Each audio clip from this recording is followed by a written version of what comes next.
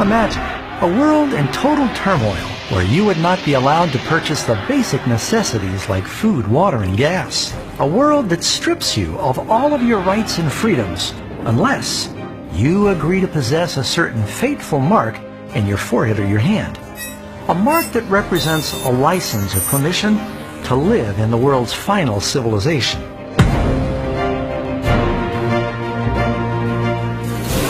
You have probably heard about the infamous Mark of the Beast and the ominous number 666. Where did it come from? Why is it so dangerous, and how do you avoid getting it? In fact, how do you know you don't have it now?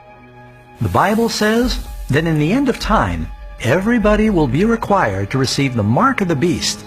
And if you don't receive this mark, at first you won't be able to buy or sell, and ultimately you'll be killed.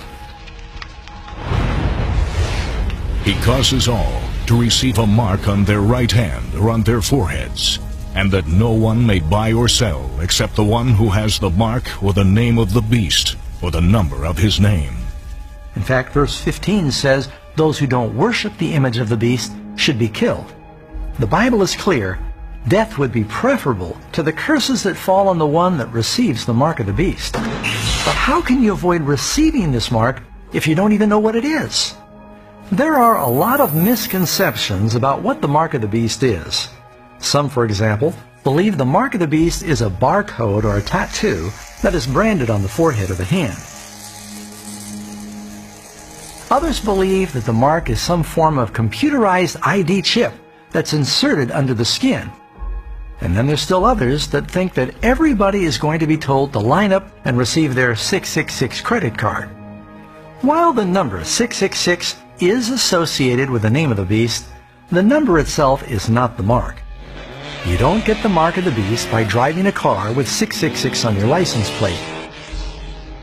And you'll probably not be struck by lightning if you sit in seat number 666 at some arena or sporting event. The truth is that the mark of the beast is not a physical external mark at all. What's even more surprising is that most people don't realize the Bible teaches everybody in the last days will have one of two marks. One group has the seal of God in their foreheads. The other group has the mark of the beast. The seal of God is having the law of God in our hearts. And these words that I command you today shall be in your heart. You shall bind them as a sign on your hand, and they shall be as frontlets between your eyes. It shall be as a sign to you on your hand, and as a memorial between your eyes, that the Lord's law may be in your mouth. So we can see from these examples, in the hand and in the forehead is symbolic of having the law of God in our actions and in our thoughts. That would mean that the mark of the beast in the hand or the forehead is also not a physical external mark, but rather it represents some distinguishing difference in the thoughts and the actions of the lost. Their works are works of iniquity, and the act of violence is in their hands. Their thoughts are thoughts of iniquity. In the hand, in the actions, in the head, in the thoughts. It's a symbol. The Bible says in the end of time, everybody will receive some form of mark. It's not going to be a tattoo or a computer chip or a credit card. That's just what the devil wants people to think. Satan has managed to get just about everybody to focus looking in the wrong direction, while the real mark of the beast is creeping up right behind them. So what does the mark of the beast symbolize? Nobody has it yet, but soon many will. You need to make sure it's not you. There are few subjects that are more misunderstood, and very few subjects that need to be understood more.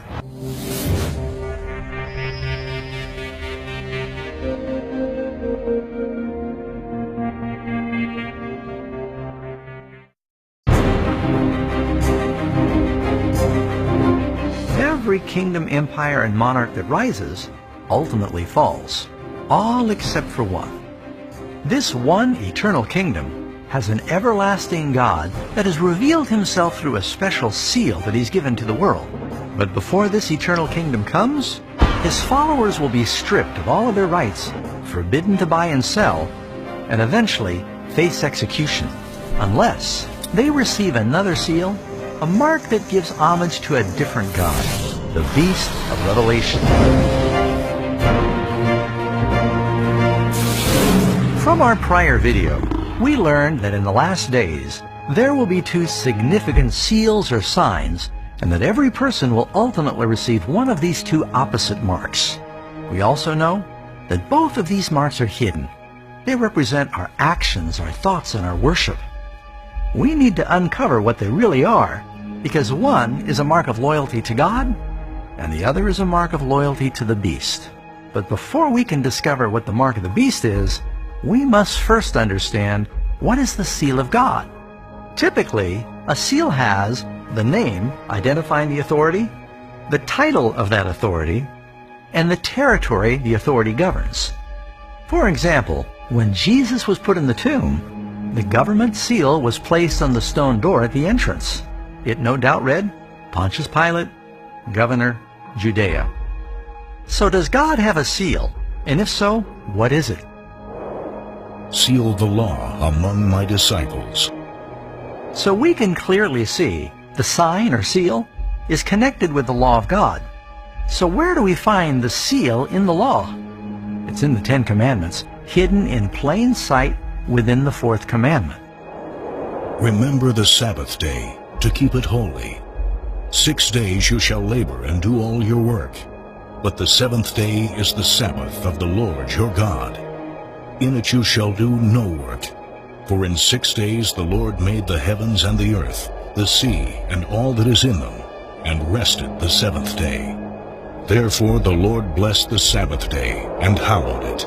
Right here within the law of God, in the longest of the Ten Commandments, in the middle of his law, we find God's seal. The name of the authority, the Lord, the title of the authority, Creator, and his territory, the heavens and the earth. The scriptures also say the Sabbath is a sign. Moreover, I also gave them my Sabbaths, to be a sign between them and me, that they might know that I am the Lord, who sanctifies them. This is the seal of God, friends, to remember and to keep the Sabbath day holy, and to have the law of God written in our hearts. That's the seal.